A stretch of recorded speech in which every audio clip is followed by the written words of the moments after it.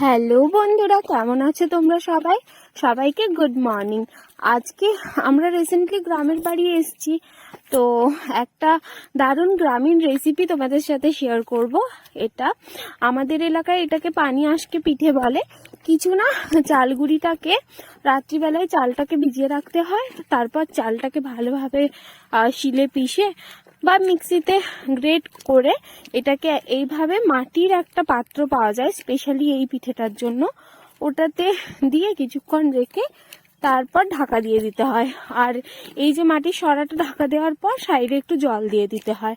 দেখছো কি দারুণ! এটা গুড় অথবা দুধের সাথে খেতে হয়। এটা খেজুরের গুড়। গুড়টা জাস্ট দেখো, একদম মধুর মতো পিওর গুড়, এটাও গ্রামের। আর এটা একটা ভীষণ হেলদি রেসিপি, কারণ এটাতে তেল কিচ্ছু নেই, বাচ্চারাও এটা খেতে পারে।